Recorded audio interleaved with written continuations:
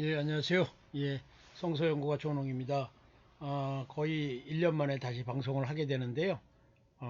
오늘 네 번째 동방기독교에 관해서 네 번째 말씀을 드리도록 하겠습니다. 그동안 일본 동방기독교가 일본의 진화승이라는 그 사람을 통해서 그 일족을 통해서 어떻게 전래됐는가를 이렇게 에, 연구했는데 이제는 동방 기독교가 이 동북아시아에 어떻게 들어왔는가, 그리고 이제 한국에 전래된 내용은 아마 중국과 일본 그 사이에서 별도로 제가 심층해서 저희 또 가게 얘기들하고 같이 재미나게 말씀드리도록 하겠습니다. 좀 더 열심히 이제 하려고 생각하니까요. 계속 방송하도록 하겠습니다.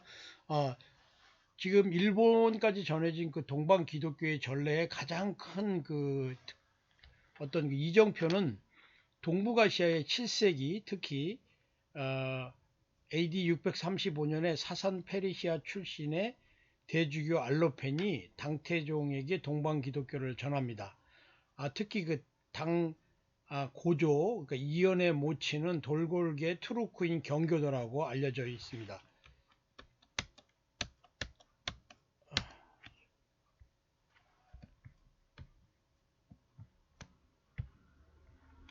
잠깐만요. 예, 슬라이드로. 예, 알려져 있는데, 이 알로펜이라는 사람이 어디서 왔는가 보면 이게 건국 초기에 사산 왕조가 이제 그 푸르게 표현이 돼 있고요. 사산 왕조의 영역을 얘기하는데 거기에 이 다마스커스가 있죠. 아마 그 시리아를 포함한 이 비잔틴 제국과 요 사산 왕조 그쪽에서 출발한 걸로 알려져 있습니다. 그래서 경기도를 전했고요. 이 사진이 지금 잘려져 있는데 알로펜이 이제 그 방hen령이 나와서 이렇게 영접하는 장면입니다. 그리고 이것은 그 당시 그 후대에 당 덕종 때로 기억되는데요. 그 당시에 이게 그 경교사 우리 동방기독교 교회에 황제가 매년 크리스마스 때 축하 선물을 보냈다는 그런 것을 말해주는 그런 그림입니다. 그리고 아주 재미난 게 하나 있는데, 동방기독교가 중국과 일본에 전래된 그 과정인데, 804년 일본의 이제 홍법대사, 일본말로 쿠카이라고 하죠. 공예 진원종의 창시자고 774년에 타연하신 분인데, 구당, 당시 당나라의 유학을 감으로 인해 가지고, 불법도 배우지만, 같은 장안성 안에서 의령방이라는 곳에 있었던 대진사의 경전과 교류한 그런 배경 얘기가 나오고 있습니다. 장안성에서 경전과 교류를 통하여 어떤 밀교 형태로 동방기독교가 일본으로 전래됐다고 합니다. 고야산의 그분들의 독특한 의식을 보면은 상당히 기독교, 그러니까 화엄 사상이죠. 죄를 멸한다 이런 얘기들은 사실 기독교에서 아주 익숙한 사항이지 않습니까? 그런 것들이 일본에도 진원종에게 이렇게 전해졌다는 거죠. 그저께 제가 화엄 사상의 또 대가로 알려진 탄호스님 기념관에 갔을 때도 멸절, 죄를 멸하는 그 경이 있더라고요. 이런 것들을 앞으로 좀 화엄 사상과 기독교의 연관 과정들을 좀 더 구체적으로 좀 나눠보도록 하겠습니다. 바로 일본의 공예에 일본에서 유학해서 당나라에 유학을 했던 공예 조상인데 일본에서는 진원종의 시조로 되어 있습니다. 그리고 아마 당나라에 유학했을 당시에 묵었던 청룡사라고 하는 이 절이 장안성 안에 있었고, 이 장안성에 있었던 또 다른 의령방이라는 곳에 있었던 대진사와 아주 가까웠다고 합니다. 그래서 공예 스님이 아마 대진사를 찾아 거기에 있는 경정이라고 하는, 그러니까 우리랑 목사 같은 그런 사람하고 많은 교류를 했을 것으로 추측을 하고 있습니다.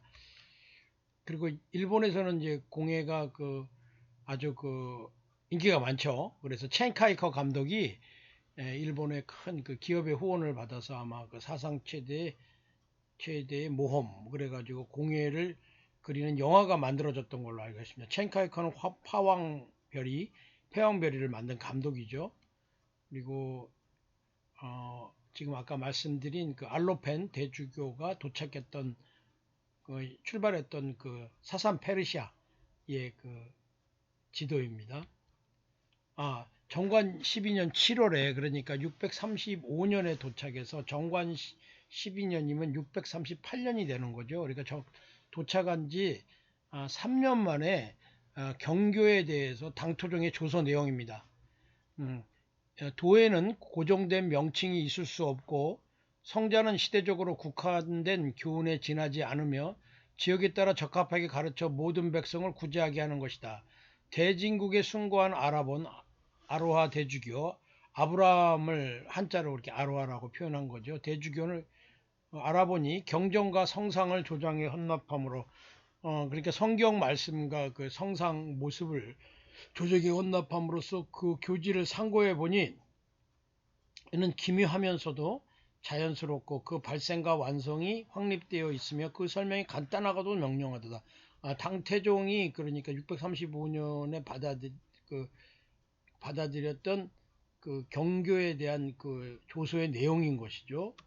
그리고 이 도의 원리대로 살면 세상 염려를 잊을 수 있고 물질과 인간관계를 바르게 할 수 있어 이 도를 온천하에 실행함에 있어 장안성 의령방에 대진사 한 동을 건축하여 경승 21인 다시 말해서 신약 그 박사들을 얘기하는 거죠. 상주하게 하다가 일찍이 주나라 도독이 쇠퇴하고 노자도 청수를 타고 사원으로 올라가고 대당이 위강이 찬란하게 빛나는 오늘 경풍의 풍조가 동방을 향하여 밀려왔도다.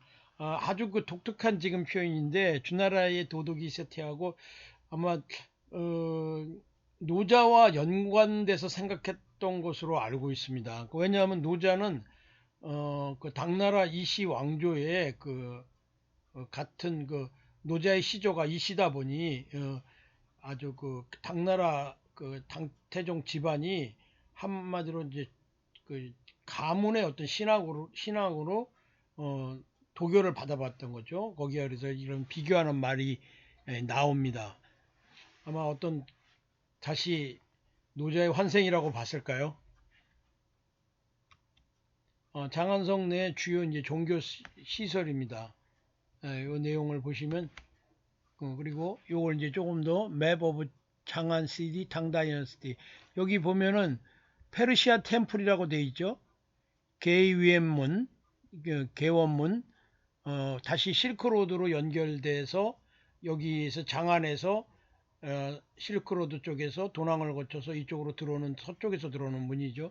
거기 바로 입구에다가 이 페르시안 템플이다. 파샤교라고 그 경교를 불렀거든요. 동방 기독교를 처음에는 대진교라고도 불렀고요. 그래서 여기에 그 의령방에 그 대진사를 지어라고 하는 당태종의 교수의 내용처럼 여기에 의령방에 이 대진사는 절이 있었다는 겁니다. 그리고 여기 조로아스케어 템플도 있었고요. 이스트 웨스트 그리고 이 중앙으로 되게 이렇게 이 형태의 지금 장안성이 나중에 이 경주의 월성이나 약간 후대의 일본의 해안성하고도 아주 비슷하게 생겼어요. 여기 보면 특징이 지금 도로를 방사형으로 아주 큰 길을 놓고 메인 도로를 놓고 또 세부 도로를 놓고 이런 그 구조를 가지고 있죠. 그리고 이런 그 중간에 저기 그러니까 중골이 위치하는 거죠. 이게 아까 제가 이게 있나요? 이게 찾아보면 제가 일본의 그 아스카 문화를 대표하는 야마토 문화의 핵심이라고 할 수 있는 일본의 그 평양경도 이렇게 위치한 그 방사형 도시를 만들었던 거죠. 지금 이게 나오는지 모르겠습니다만 한번 찾아보겠습니다. 이게 지금 나오지는 않는군요. 일본의 그 그러니까 해안성도 이런 구조로 만들어진 것으로 알고 있습니다. 아마 그 당나라의 그 이제 큰 영향을 받았던 거죠. 그래서 예, 다시 돌아왔고요. 여기 이제 구체적인 그 의령방이라고 하는 그 지역이 여기쯤 아마 그 지도상 요거 지금 현대 지도에 있는 것입니다. 이게 그래서 아마 서안에 가면 그 의령방 대진사 자리를 한번 꼭 가보려고 합니다. 뭐 흔적이 얼마나 남아 있는지는 모르겠지만은 꼭 가봐서 찾아보고 싶은 마음에서 이제 현대 주소를 했던 거고요. 바로 그 이런 그 유물에 이런 그 십자가들이 표현된 이 무덤인데 경교가 전래됐다는 그 하나의 그 예로서의 사진입니다. 그리고 이런 그 묘비석에 이런 경교적 표시를 줬죠. 밑에 있는 것은 연꽃이를 이런 어떤 성령을 상징하는 것으로서 요 십자가 모양을 보면 시리아의 정교의 그 십자가들하고 아주 유사하게 생겼죠. 예. 그리고 그때 전래됐던 635년 전래됐던 그 경교에 대한 나중에 전승 기록을 정확하게 그 이렇게 보여주는 대진 경교 전례의 중국부입니다. 서안의 그 비린각이라는 곳에 실제적으로 그 동서 문화의 아주 중요한 그 금자탑으로도 알려져 있습니다. 그래서 특히 중국과 일본의 비교적 확실한 경교의 전례들이 많이 남아 있었다. 경교는 다양한 형태의 루트나 전쟁, 교육, 유학생 등을 통해서 전해졌다. 저번에 제가 이제 벤토레이 신부님하고 이 경교에 대해서 이제 세미나를 하고 있는데, 경교 신자들이 많이 그 군인으로 그 복무를 하면서, 그 삶의 자리에서 자기가 전도하는 삶을 살았더라고요.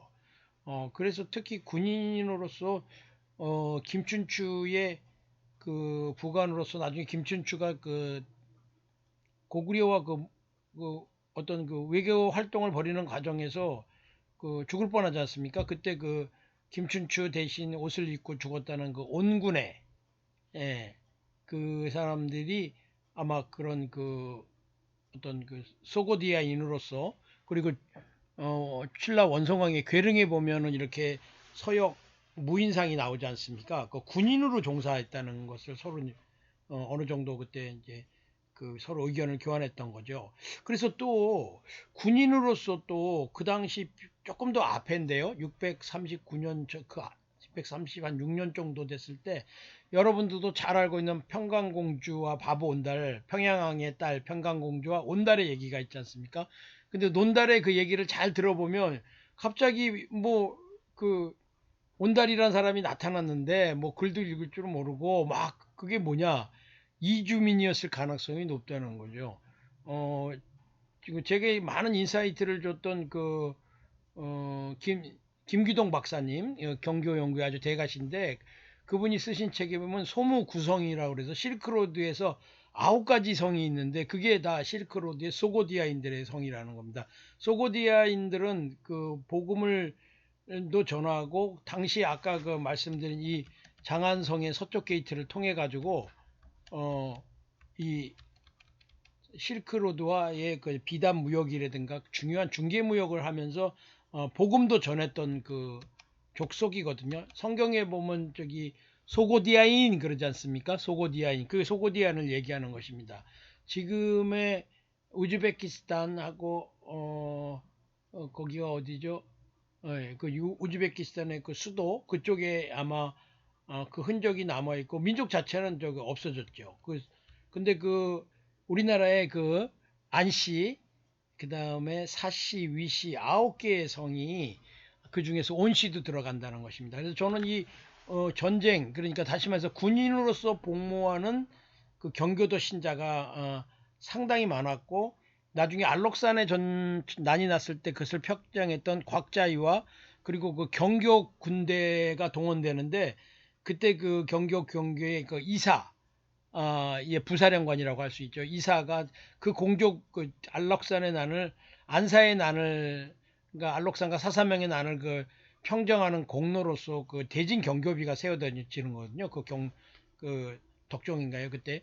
그래서 그 아마 그 실크로드에서 온 그 알록산도 장군이었습니다. 굉장히 그 몸 이렇게 아주 육중하고 그리고 이제 호선물을 잘 쳤다고 하죠. 그래서 그 당태종과 현종 앞에서 춤을 잘 춰서 상당히 그 이렇게 출세하는데 아주 그 도움이 됐다고 하는 그런 그 예화도 있는데요. 바로 그 교역, 서로 그 실크로드 상에서 그런 비단을 교역한다든가 그런 방법, 유학, 다시 말해서 지금 일본의 공해라는 그 승려가 유학이라는 형태로서 당나라의 장안성에 들어가서 청룡자에서 수학을 할 때 바로 근처에 있었던 대진사에서 경교를 접했다는 것입니다. 예, 문헌을 봤을 것이고 경교의 그 놀라운 그 불교에 없었던 그런 내용들을 많이 접했던 것 같아요. 그게 바로 일본으로 가서 지금 고야산에 있다는 그 진원종 가보진 않았습니다만은 아직 그 안에 그 죄를 사하는 그런 의식이라든가 연초의 그런 어떤 독특한 의식들에게 그런 경교의 영향들이 남아져 있는 것으로 보고 있습니다. 그래서 왜 일본은 이런 그 전래 루트의 마지막 종착지이자 상대적으로 전란이 적어서 관련 유물과 기록들이 원형대로 잘 보존되어 있다. 그래서 제가 왜 일본 관계를 이렇게 오랫동안 얘기한 것입니다. 왜냐하면 상대적으로 우리는 중국에 왔을 거고요. 그 중국에는 실크로드를 통해서 바로 아시리아 그 교회가 온 거죠. 아시리아 교회라면 그 다마스커스도 있을 것이고요. 그것이 나중에 이제 동서방 교회가 갈라짐으로 인해서 동방 기독교는 동쪽으로 선교적 그런 강력한 모티브를 갖고 움직이게 된 것이죠. 그 과정에서 네스토리아우스라고 하는 그 파들이 키릴 대주교의 그 불법 공예, 에베소 공예를 불법 공예라고 하지 않습니까? 그리고 그 크로도토스 성모가 마리아를 어떻게 볼 것이냐. 그런데 네스토리안파들은 저희 동방의 프로테스탄트라고 불렸던 것처럼 훨씬 그 성모를 만일 성모가 하나님의 어머니가 되지 않습니까? 그럼 하나님의 어머니는 어머니인가? 그런 논쟁에서 당시 그 성모 그러니까 마리아를 숭배하지 않았던 거예요. 그걸로 인해서 키릴과 그 어떤 그 정치적 그런 어떤 다툼이 생기는 과정에서 네스토리우스가 이단으로 불법적으로 정죄가 된 거죠. 훨씬 우리 그 개신교들과 그 신학적으로 비슷한 부분이 많습니다. 그리고 선교 지향적이고요. 이 사람들은 그 형이상학적인 형이학적인 어떤 헬라 철학보다는 아주 실질적이고 삶에서 이렇게 섬기는 것을 중요시했습니다. 그리고 어떤 그 심벌을 뭐 성상을 만든다든가 그런 것들이 아니고 오직 십자가 하나만을 이렇게 유물로 남긴 경우가 많습니다. 그래서 그 실크로드와 또 그리고 그 박트리아 지방에 있고 그 아프가니스탄 정도 되죠. 그 지역에 이렇게 무덤들에 보면 경교 무덤들이 많이 남아 있는데 그 남아 있는 그 비석들이나 그런 그 십자가 아까 보여드린 이 경교 형태의 그 십자가 이런 문양들이 많이 남아 있는 무덤들이 많다는 겁니다. 이게 나중에 이제 원대에도 많이 나오는데요. 이런 그분들의 이렇게 유적을 이렇게 탐사하거나 조사해 보면 되게 이렇게 동쪽으로 무덤이 돼 있는 머리가 누워져 있는데 동방으로 복음을 전하자 땅 끝까지 복음을 전하라는 당시 그 예수님의 말씀에 따라서 아주 그 순종하면서 했다는 것입니다. 그리고 이분들은 주로 서쪽으로 복음을 전하면 바울이 전했다면 동쪽으로는 도마가 전한 거죠. 도마의 아가이나 아다이 그런 제자들이 복음을 계속 전했던 것입니다.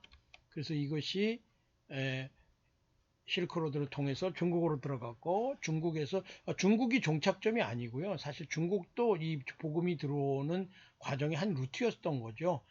천산북로와 천산남로 실크로드가 두 개로 나눠져 있는데 그 천산남로와 북로가 지금 도낭이라는 곳에 만나는데 그 도낭에서 회랑을 따라서 아까 그 말씀드린 이 중국의 이 장안성 카이안문 그쪽으로 들어오게 되면 이제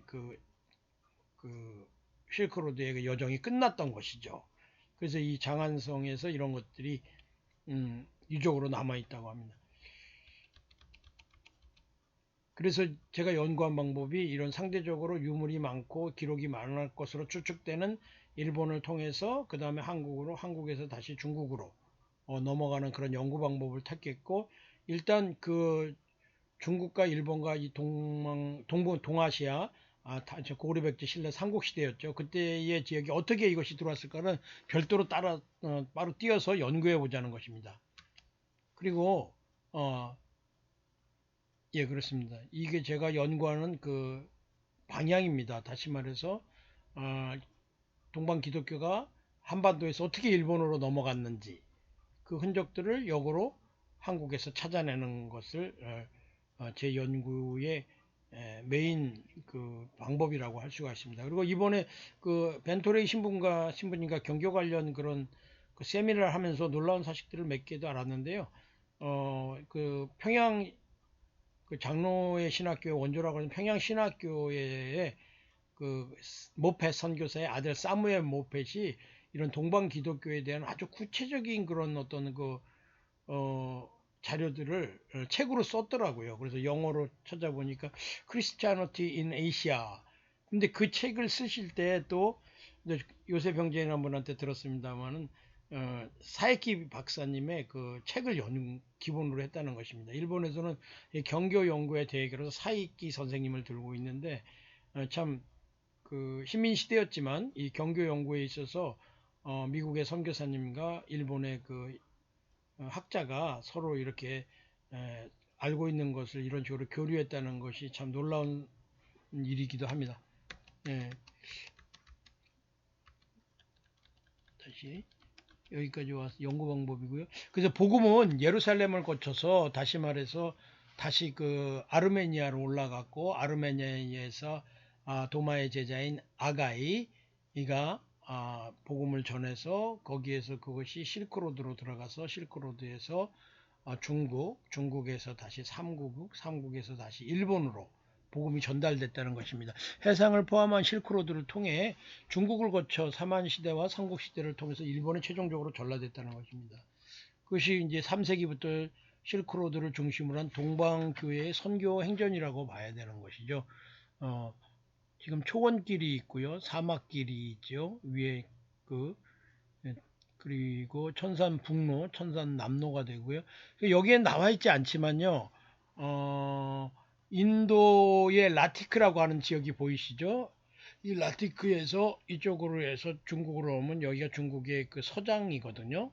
그 서장을 통해서 그러니까 스촨, 사천성으로 들어가는 그러니까 차마고도, 차를 이렇게 교역하던 그 차마고도도 제4의 실크로드라고 불리고 있더라고요.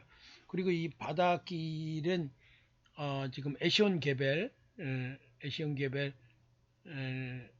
통해서 그러니까 성경에 나와 있는 에시온 게벨이라는 그 제가 첫 시간에 얘기 드렸던 그 솔로몬의 그 무역상단이 있었던 그 길을 따라서 이렇게 백길을 따라서 이렇게 인도와 그리고 코친 차이나 아마 도마가 이 백길을 이용했을 가능성이 굉장히 크다고 보고 실제로 백길을 이용했습니다. 이 구로 해저라고 그래서 계절풍이 불고 밤낮으로 이렇게 해와는 육지에서 밀려났다가 다시 밤 되면 다시 바다에서 육지로 부는 그 바람을 타고 항해하는 기술이 BC 1000년 전에 벌써 유대 상단들이 그 길을 이용해서 여기하고 교역을 했다는 것입니다. 오늘 그 조선일보에도 초로 교수님인가요? 그 동양사학과 교수님이 그 가야나 그 김해 지역에서 나오는 그 구슬이 도대체 어디서 온 것이냐를 그런 것들을 연구하는 그런 기사가 나왔는데 다시 말해서 이 동남아시아와 인도와 특히 이 유리 기술은 이스라엘에 있었던 것으로 알고 있습니다. 이런 것들이 올 수 있었던 것은 이런 바다에 실크로드가 있었다는 그런 그 주요한 그 이유죠. 여기 아유디아, 인도의 아유디아가 요건 조금 이 지명이 다른 것 같아요. 아마 캄보디아에도 그 경교도가 많았던 것으로 알고 있습니다. 그래서 중국의 그 유명한 그 경교 유적들이 많이 남아있는 천조를 통해서 다시 육상으로 해서 신라 장보고를 생각하시면 됩니다. 이런 그 양주라는 그 곳을 통해서도 신라로 들어왔고요. 이게 캄발리크 북경을 통해서 고구려, 이건 당시 이제 고구려죠. 고구려를 들어갔다는 얘기인 거죠. 말씀. 예수님의 말씀대로 마태복음 24장 15절 44절에 순종하여 당시 그 유대의 예루살렘이 성들이 포위된 것을 보면 주님 예수님께서 이렇게 산으로 도망가러 온 것처럼 예루살렘 멸망 전에 그 벨라라고 하는 그 요르단 지역구의 그 산으로 그 기독교인들이 초기 기독교인들이 피신했다는 거죠. 이 원시 기독교인들은 팔레스타인 북부에 있는 벨라산을 거쳐서 실크로드를 통해 중앙아시아 및 중국을 거쳐 한반도에 전래되었다는 것입니다. 예. 그리고 이후 백제를 거쳐 최종 목적지인 일본으로 동방기독교가 전래되었으며 도일한 진식일종은 그런 유대인 원시 기독교인 동방기독교 신자들이었다는 것이 저의 결론입니다. 만약 진시일족이 경교를 믿었다면 건너간 진시들도 한반도에서 경교를 믿지 않았을까? 본 유튜브 방송의 최종 결론입니다. 그리고 성덕태자와 일본의 진홍종의 시제에 홍법대사와 동방기독교에 관련해서 요건 따로 한번 다시 다루도록 하겠습니다.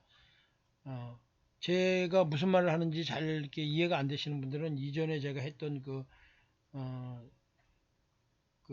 동방기독교에 대한 1, 2, 3을 들어보시면은 이게 무슨 내용인지 알 수 있습니다. 그리고 한반도의 동방기독교 흔적은 이제 제가 본격적으로 이제 다음번에 더 다루도록 하겠습니다. 참고 자료입니다. 성소영과 구보다 선생님께 자료를 제가 가장 많이 받았고요. TBS 방송국 자료도 봤었고 이크루스나 하데나 견문록 이런 분들 네이버 다음 위키피디아 이런 것을 통해서 자료를 잘했습니다. 이건 제가 그 한국교회에 대해서 이렇게 몇 가지 이렇게 얘기하고자 하는 내용인데 분열의 시작, 역사 기독교, 왕같은 제사장, 격동의 시대와 한국교회, 역사신학의 강화라든가 서양의 그리스도 신학과 동방의 메시아 신학이 조금 어떻게 차이가 있는 것인지 그리고 신앙과 역사의 융합에 어떤 전제들이 필요한 건지 그리고 사람들의 선교와 하나님의 선교 한국 기독교에 던지는 질문 한민족은 누구며 가야 될 것이냐 도대체 우리가 누군가 하는 이 정체성 부분이 굉장히 중요한데요. 이런 것들이 이런 그 동방기독교의 연구를 통해서 특히 그 젊은 이 청년들에게 정체성이 무엇인가를 우리가 누구고 어디서 무엇을 위해서 왔는가를 확실히 그 알려줄 필요가 있다고 보기 때문에 저는 이 동방기독교를 연구하는 그 하나의 그 동기 중에 하나가 그 젊은 세대들에게 이런 역사들을 가르쳐 주기를 원하는 그런 마음에서 그랬습니다. 제가 했던 그 요약을 다시 이렇게 잠깐 하면 삼국시대에 이어 지금도 내재된 분열의 영 혹시 후삼국시대가 지속된 것은 아니냐. 역사 연구에 등한시한 한국 기독교의 정체성 약화는 그 자신이 누군지 잘 모르는 것 같다. 베드로 전서의 말씀처럼 우리는 왕같은 제사장이 되어 BC 10세기 다윗에게 걸었던 하나님의 꿈을 이루어주길 바라시진 않을까 하는 그런 생각도 가졌고요. 격동의 국제전세와 코로나 시대에 비추어 하나님의 뜻을 물어보고 한국교회 현 위치와 준비상황 어떻게 되는가 점검해보고 싶었던 거죠. 한국 기독교의 역사적 의식 약화가 좀 있었다는 것입니다. 그리고 서양의 헬락 철학의 바탕을 둔 외과적 수술적 분석, 그리스도의 신학과 동방기독교 한반과 같은 조화신학을 바탕에 둔 메시아 신앙의 융합이라고 할까요? 좀 제가 거창하게 생각했었는데 그 최근 일본에서의 그 신도와 제가 이렇게 개인적으로 혹시 그 백제 미륵 신앙과의 연관이 있는 것이 아닌가. 서양의 기독교 신학과 동양의 메시아 신학인 거죠. 기독 시민사회 근간이 되어야 하는 한국 사회가 기독 한국인 사회가 조성되어야 하지 않을까. 다시 말해서 어떤 그런 갈등과 분열에 우리 아주 뼛속 깊이 한국 민족에 있는 이런 분열과 이런 그런 것들을 극복할 수 있는 하나의 어떤 그 계기가 될 수 있는 것이 동방기독교의 전례가 아니었을까 하는 그런 제 개인적인 생각에서 계속 이런 말씀을 드리고 있습니다. 그렇습니다. 그리고 이제 8번 사람들의 그 고정관념을 뛰어넘어 인간의 생각이 아니라 전방위전 하나님의 선교들이 진짜로 사람들을 통해서 결국은 이루어졌겠죠. 그 사람들이 그러면 제가 항상 가졌던 게 그거거든요. 성령께서 어, 바울로 하여금 아시아로 가지 말고 서쪽으로 가서 복음을 전했죠. 그러나 우리가 그것을 문자적으로 너무 한정해서 생각한다면 동쪽으로는 복음이 안 전한 게 되죠. 근데 실제적으로 주님의 실제 제자인 어퍼스트랄들은 동쪽에서 대부분 순교를 하셨거든요. 그래서 뭐 저는 뭐 서양 기독교가 뭐 그래서 막 틀리고 우리가 맞다 그런 얘기를 하려는 건 절대로 아니고 복음의 그 하나님의 그 경륜이 얼마나 깊으신지를 우리가 좀 생각해 봐야 된다는 거죠. 문자적으로는 뭐 그렇게 하지만 그 성령님께서 뭐왜 그렇게 해석해야 되는지를 해석했는지를 잘 생각해 보면 저는 나올 거라고 생각합니다. 문자적 해석했던 것 같아요. 실제로 하나님께서는 많은 제자들을 통해서 동쪽으로 복음을 더 많이 전했고 그리고 기독교 신자들이 약그 벤토레이 신부님한테 9천만 명, 13세기 정도에 이 동쪽에 그렇게 많은 기독교인이 있었다는 겁니다.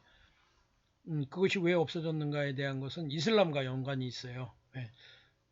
그리고 여전히 한국사에게 주신 사명은 완성이 아니라 남아있지 않을까. 한민족은 누구고 우리는 어떤 기독 한민족이 되어야 될까 하는 그런 차원에서 이 연구를 시작하게 된 것입니다.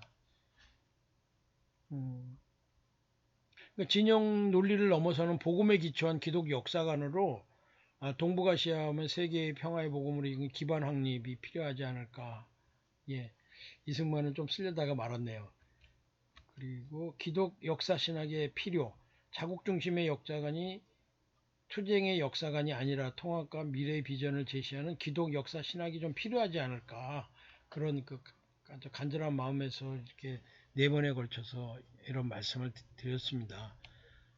그리고 이거 뭐 그냥 제가 이렇게 쭉 생각나는 것을 적어본 거고요.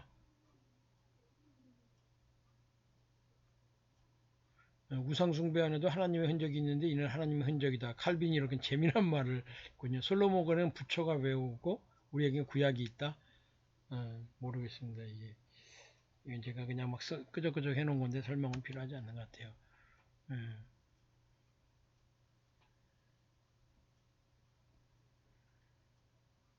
네.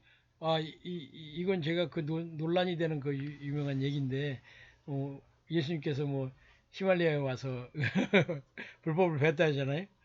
근데 제가 생각할 때는, 만약 그렇게 얘기한다면, 어, 그 석가모니가 그 왕자 아닙니까? 재산도 넉넉하고 그런데 훨씬 그분이 이스라엘에서 배웠을 가능성이 더 크다고 해서 그런 얘기들을 이렇게 제가 이렇게 생각해 봤습니다. 잠시 마사다 항전에 있었던 사람들의 기록에도 이 인도의 얘기가 나온다고 합니다. 그리고 특히 그 어, 알렉산더 대왕의 동방 그 정복 과정에서 이 히랍의 문화가 엄청 넘어가 있었고요. 그리고 이솝 이야기가 인도에서도 그 시간이 좀 이렇게 차이가 있었지만 이솝 이야기가 그대로 있었고 1세기에 그 이제 구보다 선생님 말에 의하면은 그 마야 부인의 얘기가 마리아와 같은 그 동정녀와 같은 그런 얘기들이 이렇게 새롭게 만들어지고 그 화엄 사상과 그 기독교의 연관성들 특히 그 기독교의 복음이 아주 심플하지 않습니까? 주의 이름을 부르는 자는 구원을 얻으리라 이런 것들이 영향을 받아서 나무하며 관세음보살을 아주 심플한 자기의 그 나는 그 믿음으로 이렇게 어떤 해탈을 한다 그런 그 움직임들이 불교에는 그 전까지 소송 불교에는 거의 그런 그 움직임이 없었다는 겁니다. 예. 그 시기가 그 도마의 인도 복음 전래 시기와 아주 흡사하다는 거예요. 나무란 말은 산스크리트로 나는이죠. 나는 그 관세음보살을 믿습니다. 그 뜻인 거죠. 그러니까 그 우리 성경에 있는 주의 이름을 부르는 자는 구원을 얻으리라 그것들과 아주 흡사한 것들을 보이는데 이 화엄 사상에 대해서 좀 더 나중에는 좀 더 저도 더 연구를 해서 좀 정확하게 말씀을 드리도록 하겠습니다. 예, 제가 살고 있는 이태원 지역인데 저는 이태원을 이 이제 무슬림들이 많이 살고 있는 이 지역을 실크로드라고 부릅니다. 그래서 일종의 그 상가 연합회 회장하고들 실크로드로 부르면 어떻겠냐 그랬는데 왜냐하면 여기에 많은 그 실크로드에 살던 우즈베, 카자흐스탄, 뭐 타지키스탄 이렇게 중국인들 이렇게 터키 사람들이 많이 살거든요. 그래서 좀 더 개방된 그 실크로드와 같은 서로 교역의 장소로서의 이태원 특히 이제 무슬림 사행 지역이 이제 그런 지역이 되고자 됐으면 하는 그런 바람에서 실크로드로 부르는 거죠. 이건 제가 이제 이번에 준비하면서 그 여러 가지 그 하타시에 대한 얘기를 전반적으로 정리한 내용인데, 하타시 그 진짜가 진시 황제족과 같은 연관을 두고 있고, 일부 학자들은 진안의 진을 내세요. 진안인으로 보고 있다. 중국 정서의 수서에 보면 규수 독동부 지역에 있던 하타시는 용서한 왕국에 대한 내용이 있습니다. 하타시 쪽의 주류였던 그 나라는 주변 나라와는 여러 면에 달랐고 중국 외모에 중국 풍습까지 살고 있었다는 내용이 있습니다. 한반도, 인도, 외인도 아닌 중국으로 보였다는 부분은 그 규슈하고 우리가 가깝잖아요. 그래서 굉장히 우리하고 밀접한 그런 문화적 교류, 인적 교류가 있었는데 특히 그 지금 후쿠이성 현인가요? 후쿠이가 아니고 그 사가 지역이죠. 거기에 이제 그 진한 하타시 왕국이 있었다는 거 아닙니까? 근데 그 사람들을 그렇게 표현했다는 거예요. 중국인으로 보였다. 중국인이 아닌데. 그래서 고고학적으로 이 사람들이 낭랑 대방에서 넘어간 사람들이 아니었을까? 지금은 황해도 지역이죠. 그것이 아마 제가 봤을 때는 그 비류백제하고도 아주 그 연관이 돼 있어요. 그 김성호 박사의 기류백제에 관련된 책을 보시면 이것을 역으로 추측하는 내용들이 또 하나 있을 겁니다. 방송에 제가. 그리고 그 외모와 풍속이 중국인이 아닌데 중국인처럼 보였다는 거죠. 그리고 하타시가 낭나인 건 분명한데 이게 한인인가 토인인가 문제가 있는 거죠. 낭난군의 전성기 인구이 40만 정도 되었으니까 이 사람들이 그 실크로드 해양 실크로드를 통해서 그 조선일보의 기사에 나왔던 그 주 교수님의 얘기처럼 그 구슬을 교육했다잖아요. 이런 그 어떤 그 물건 그러니까 유물들이 낭낭에서 많이 나온다는 겁니다. 예, 그리고 그 대방군 다시 황해도 지역하고 연결되었다는 거죠. 그리고 오진천왕 14년에 개해년 238년에 제가 이제 첫 시간 때 올해 다시 한번 그 1편을 잘 들어보시면 내용이 나와 있습니다. 응신 14년에 궁월군이 지금 제가 이것을 어디로 찾았냐면 궁월이란 이름은 없었는데 전북 부안군 동진면에 가니까 예전에 그 궁월리가 있었더라고요. 그래서 저는 거기서 이 사람들이 넘어갔구나. 백제로부터 내기하였다 이르기를 신이 국인 120현인 당시에 큰 숫자인 17,000명 정도를 데리고 갔어요. 거느리고 귀하려는데 신라가 막아서 모두 가락국 지금 초발성 김해 아니면은 머물고 있었다. 김해에 머물고 있었는데 이때 이제 갈성습이라는 사람을 갈아있는 궁인의 힘을 불렀는데 3년이 들어 오지 않았고 나중에는 이 사람들이 이게 이제 요건 좀 한번 보셔야 돼요.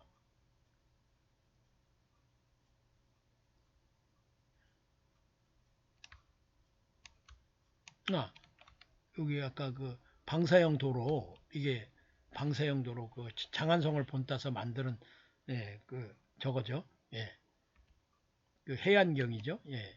일본의 그 야마토 아스카 문화의 아주 중심지였던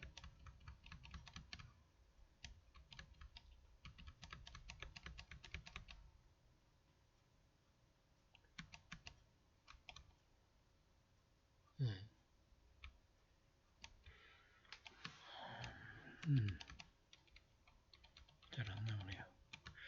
요건 다음에 한번 다뤄야 될 것 같습니다. 오늘은 제가 이제 어느 정도 이제 이걸 끝내고 다른 또 것들을 해야 되기 때문에 요건 제가 별도로 나중에 이 문제에 대해서는 다시 한번 말씀드리도록 하겠습니다. 이 부분에 대해서 다시 한번 말씀드리겠습니다. 일본에도 기록이 그대로 남아 있다는 거죠. 일본의 오신천왕은 그 비류백제 마지막 왕에 있던 그 후르다 왔고라고 하는 그 설들이 있는데 상당히 그 근거 있는 얘기들이 많이 있습니다. 그래서 하타시의 주요 토템인 여우와 우물 토템을 본다면 그들은 기원전 11세기 전 산동선에서 요동반도를 건너온 예족이라고 할 수 있습니다. 토템 족보로 본다면 금천강씨, 신천강씨, 양근암씨, 진주아씨, 탐나고꽃이 같은 학렬이라고도 할 수 있습니다. 이것은 제가 그 족보에 관한 그 기록에서 찾은 거죠. 그리고 진나라 왕족과 같은 연원이다는 하타시의 전승도 진의 왕족이 산동성 곡부 연안의 영성 조시이기에 하타시의 고향이 곡부 지역이라고 설명을 한다는 것도 있죠. 상나라 요거는 조금 다르고요. 그러니까 중국의 그 하타시가 진씨가 이들이 저는 개인적으로 진화성은 유대교 원시 기독교인으로 보고 있는데 이 하타시들이 진시 황제의 같은 진시다. 그리고 거기서 그 만리장성을 쌓는데 아주 강제 노역을 당해서 그게 싫어가지고 산동성 곡부로 피난을 가서 또 그리고 진나라가 망했지 않습니까? 그러니까 그 왕족성을 가진 사람은 살기가 힘들었겠죠. 그래서 저기 산동성 곡부로 해서 낙랑대방으로 해서 백제에서 오진천왕 14년 283년에 대대적으로 이 하타시들이 일본으로 넘어갔다는 거죠. 그리고 하타시가 모신 신의 이름은 하찌만신이라서 하찌만궁이 일본에 제일 많은 신사입니다. 한자로서는 궁시 8번이라고 하는데 8번이라는 이름이 재밌죠. 요 유래는 제가 다음에 8번 다시 한번 읽겠습니다. 3세기 초 중국을 통일한 진시황은 조상신에 큰 제사를 올립니다. 태산에 봉선하고 팔신의 제물을 올린 거죠. 그 팔신이 일본의 하찌만이라는 이름으로 남아있다는 것입니다. 여기서 진시황의 팔신과 하타시의 8번 신이 같다고 한다면 이들은 같은 일족이 맞습니다. 그렇죠. 공원전 219년 진시황 순례 제동지사 8신 순례하면서 8개의 신의 제사를 올렸다. 그리고 하타시 왕국은 성지에 가볼 필요가 있다. 그래서 규슈에 있는 우사신궁은 하찌만 신앙의 메카라고도 할 수 있다. 일본 전국 수만 지부가 있는 하찌만 신궁의 총본산이 우사신궁이라고 하는데 이 진시 일족과 아주 밀접한 관계가 있다고 합니다. 그리고 그것에 관한 성동 선생이나 단나카 선생이나 일본의 많은 연구하시는 분들이 진시 일족과 하찌만궁이나 우사신궁과 되게 이제 이게 규슈 북쪽에 있는 지금 사가현 그쪽에 있거든요. 지금 그리고 야마구치 그쪽하고 관련이 있죠. 예. 이 진시에 저번에 말씀드렸지 않습니까? 13개 성이 분화되어 있는데 그 중에 한 성은 아베성입니다. 야마구치의 아베죠. 예.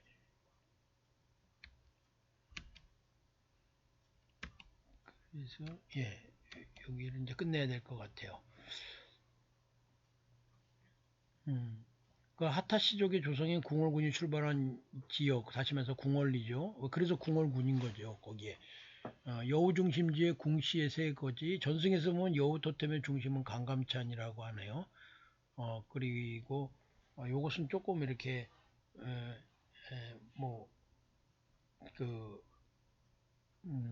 어떤 보학 쪽에서 나온 그 자료들을 좀 정리해 놓은 거예요. 근데 여기 저기 금천 강씨는 진주 강씨에서 나왔다는 이 얘기는 요 강씨는 실크로드 아까 제가 말씀드린 김규동 선생님, 김규동 박사가 쓴 동방 기독교사에 보면 실크로드에 있는 9가지 성 중 온씨, 그 다음에 강씨, 사씨, 안씨 그런 성들이 실크로드에서 온 실크로드의 성씨다 그 말인 거죠. 강씨들과 상당히 밀접한 것으로 본다는 거죠.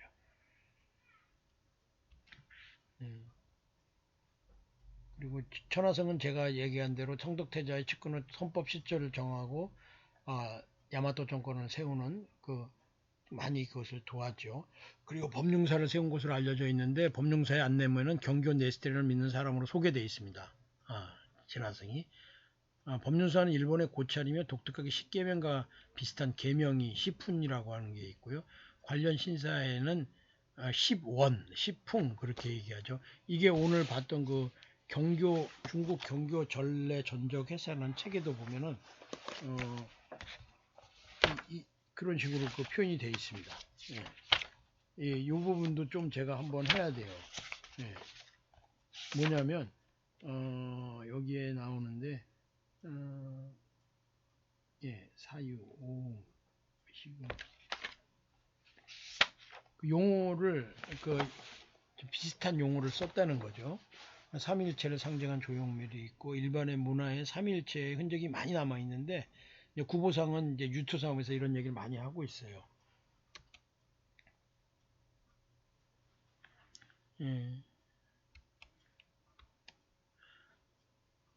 다시 결론입니다.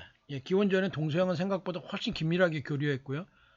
성경에 그 솔로몬 상단이 있었던 얘기, 장건의 2차례 서역 진출 얘기, 기원 후 동서양의 교류는 활발했고요. 가야곡 무덤에서 왕망의 동전이나 로마의 유리 제품이 발견되므로 1세기경 벌써 이렇게 동방의 활발한 교류가 있었다는 것이고요. 바로 그 어떤 그 배경 안에서 그 진시성을 가진 진화승이라는 인물을 통해서 진시 일족의 그 한반도에 관련된와 일본 열도와 관련된 그런 것들을 찾아보는 거죠. 예, 그런 것들이 메인 여태까지의 그 4번에 걸친 내용이었습니다. 예, 일본 서기에 나왔다는 그 궁월군의 얘기. 오늘은 여기까지 마치도록 하겠습니다. 너무 제가 오늘은 마지막 시간 이렇게 막 그 많이 이렇게 드리지를 못했는데요. 제가 너무 오랜만에 해가지고 정리가 좀 안 된 부분이 있었습니다만 그 나중에 좀 더 이런 분들의 자료들을 좀 더 저렇게 제가 연구하면서 좀 더 말씀을 드리도록 하겠습니다. 약 4% 정도였대네요. 그 사람들이 넘어가는 그 숫자가 120개 현이라는 게 공월구 왕이 120개 현민을 이끌고 왔다는 그런 얘기들이 있는 그 기록들이 그 일본 서기에 나와 있습니다.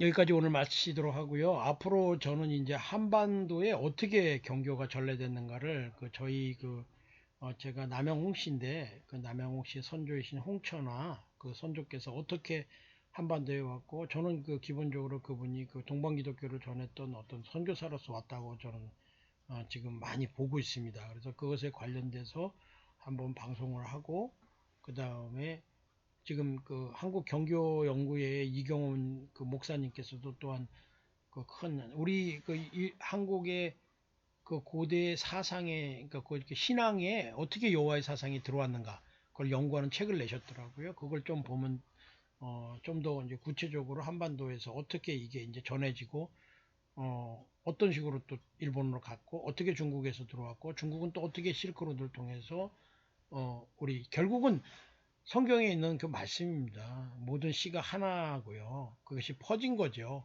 그래서 그 본류가 중국도 아닙니다. 제가 중국에서 왔지만 저희 선조가 왔다 그러지만 저는 중국에서 온 선조가 도낭홍 씨예요. 도낭이란 말 들으시니까 찌릿할 분도 계시겠지만은 실크로드의 종착지에 있었다는 거예요.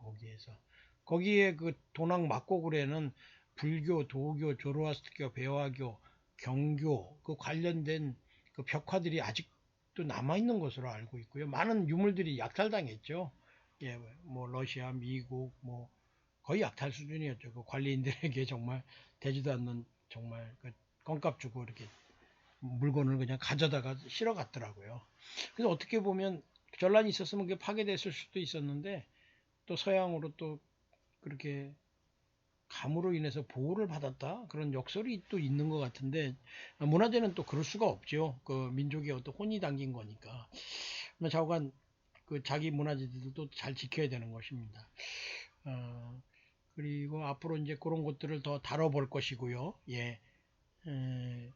결국은 하나님의 말씀이 정말 1세기에 벌써 땅끝까지 갔다는 거예요. 우리 21세기에 지금 살고 있는데 지금 비행기 타면 몇 시간에 가죠. 그때 복음을 전하기 위해서 예루살렘에서 여기까지 오면 평균 3, 4년이 걸렸을 텐데 그게 한 번에 올 수도 없는 거고 그런 우리 초대교회 이름 없는 전도자들 또 사도들을 포함한 그분들의 복음에 대한 열정, 하나님을 사랑하고 내 이웃을 사랑하는 그 열정들이 다시 21세기에는 더 우리가 많이 하고 더 열심히 해야 되는 거 아닙니까? 제가 그걸 좀 얘기 드리고 싶었던 거예요. 감사합니다. 마치도록 하겠습니다.